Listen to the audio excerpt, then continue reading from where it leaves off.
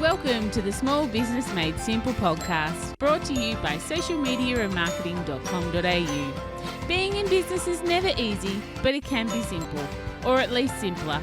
Join me, your host Jen Donovan, every week where we focus on marketing, social media, and working towards simplifying your business. You with me? Let's do this. Gonna dream it big, 'cause someone out there listening.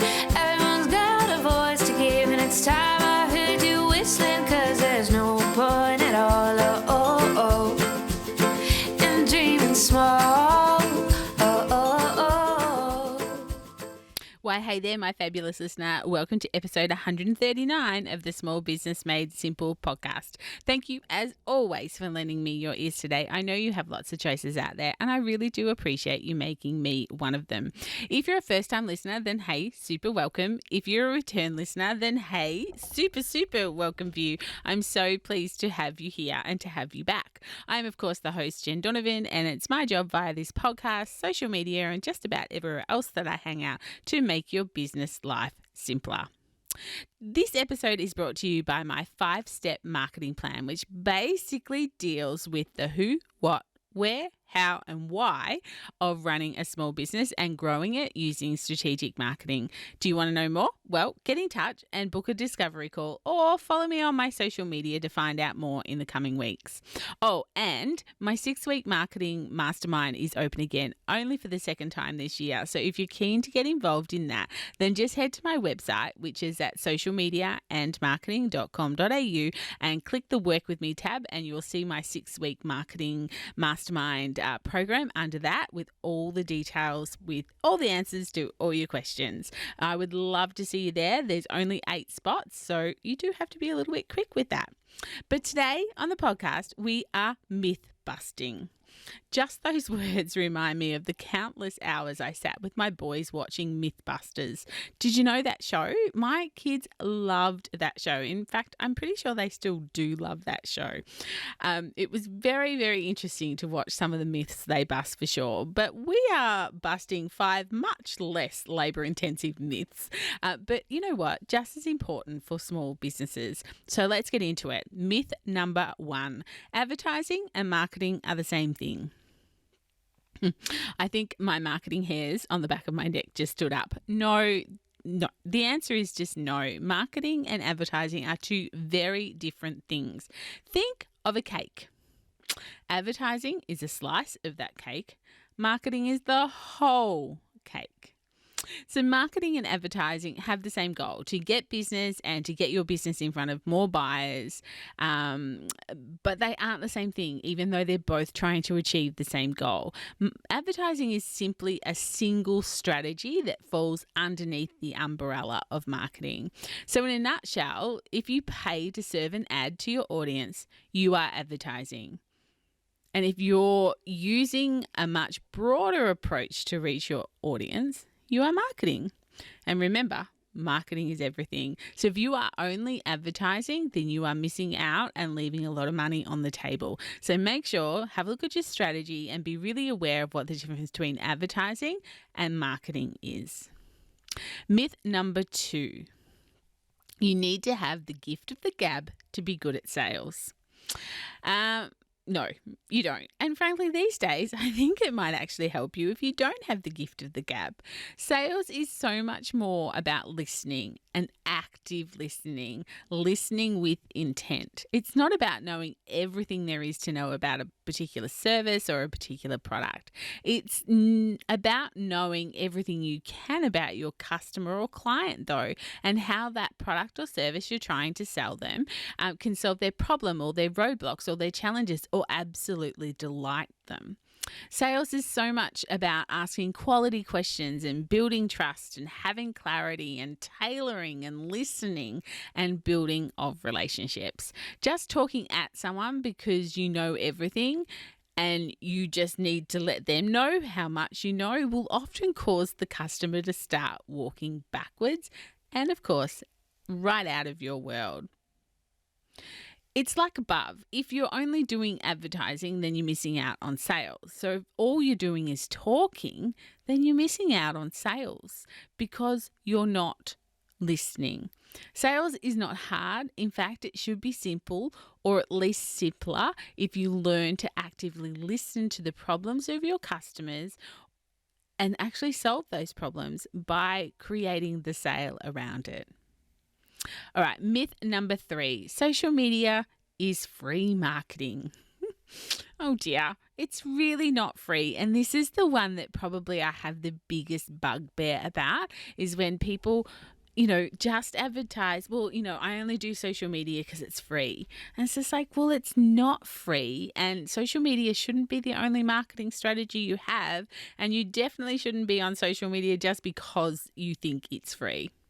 So yes, it might feel that way because there's no money actually coming out of your bank to pay Facebook or Instagram or any other platform, but it's definitely not free.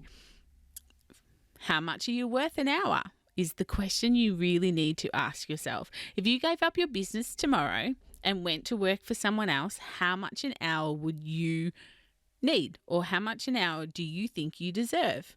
$30 an hour? $50 an hour? $200 an hour?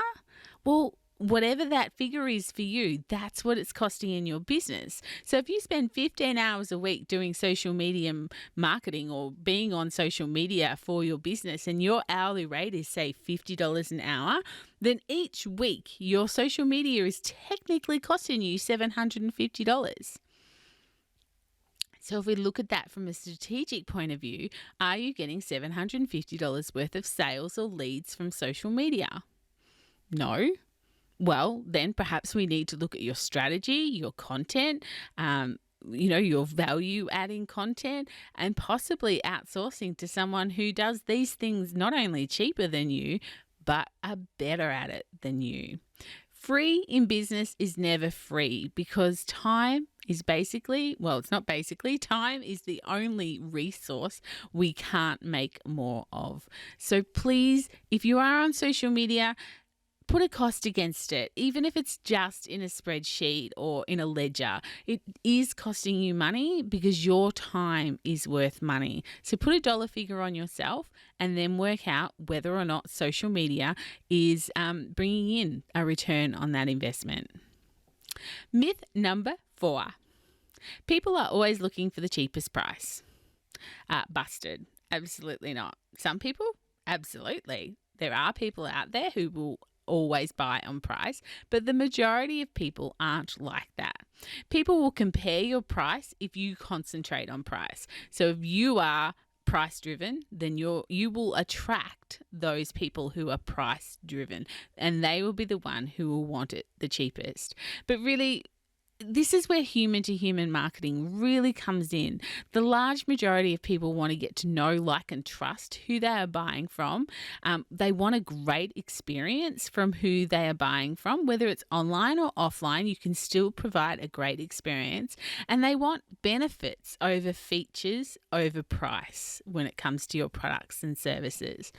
If the large majority of us purchased on price, then there'd be no small businesses, because a lot of small businesses can't compete with the big guys on price, so they have to compete in other ways, such as customer experience. And basically there'd be no BMW or Mercedes or Ferraris, because those companies wouldn't exist if the large majority of us were based on price buying.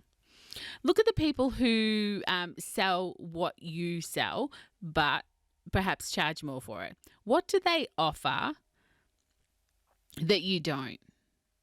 And I would actually say that it's more than likely a better experience, or they have more expertise, or they let the people know they have more expertise than what you do.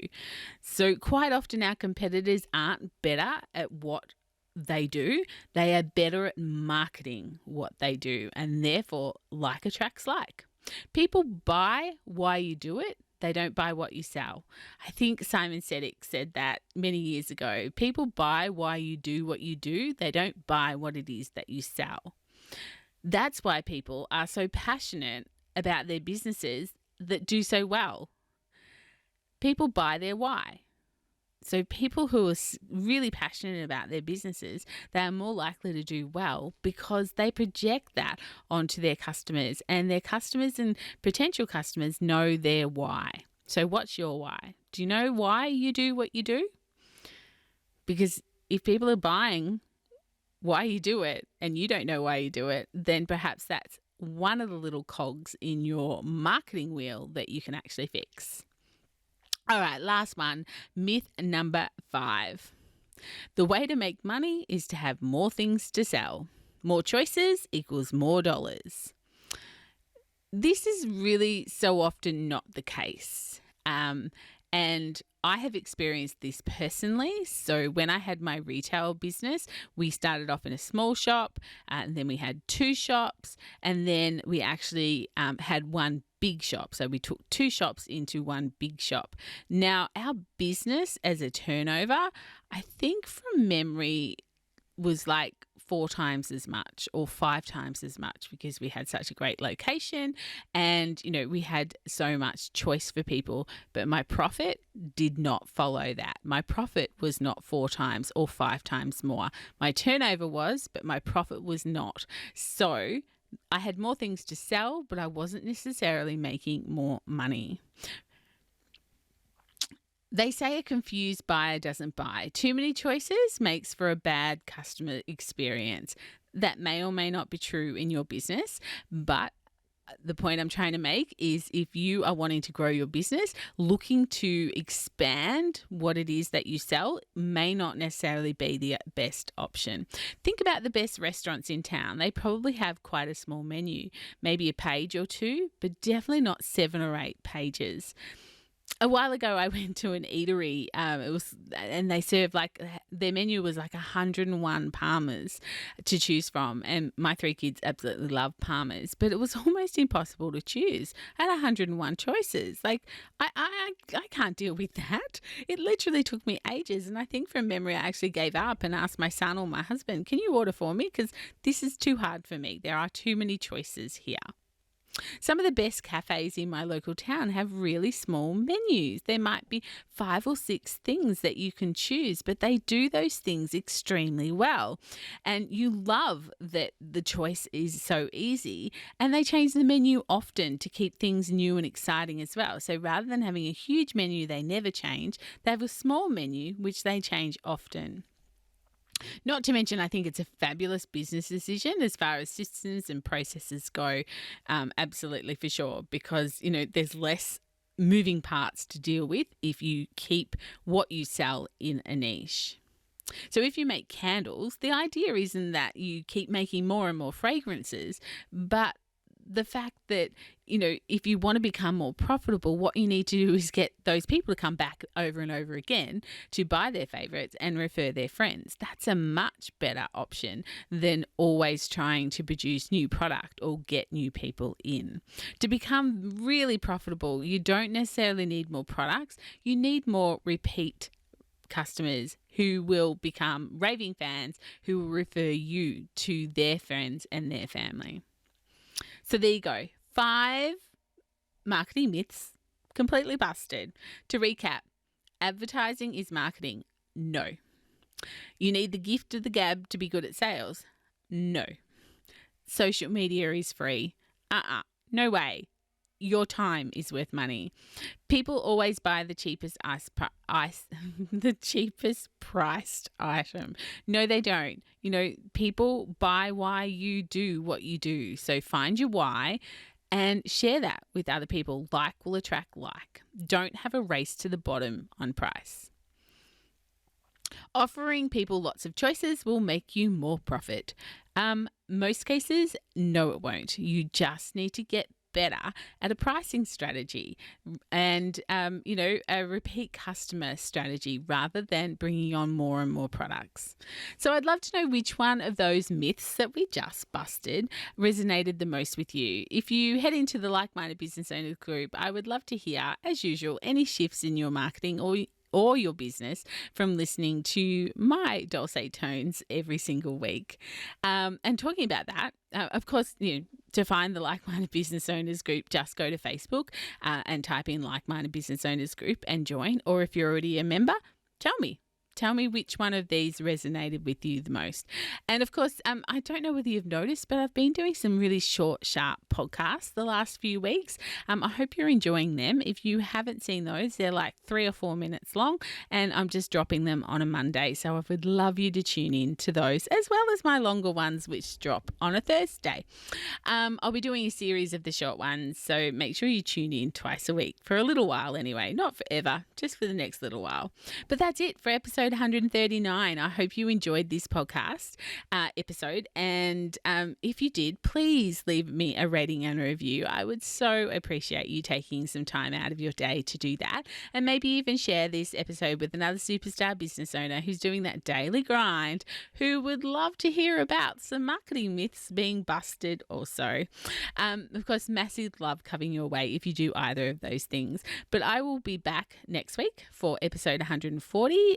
But in the meantime, let's get social on social. You can find me on Instagram, Facebook, and of course on LinkedIn. But whatever you do, remember, my small business peeps, as my opening song says, there is no point in dreaming small. No time like the present. Tell it like you feel it, say it proud, be true, and let us see you for the star that you are. No point in dreaming small.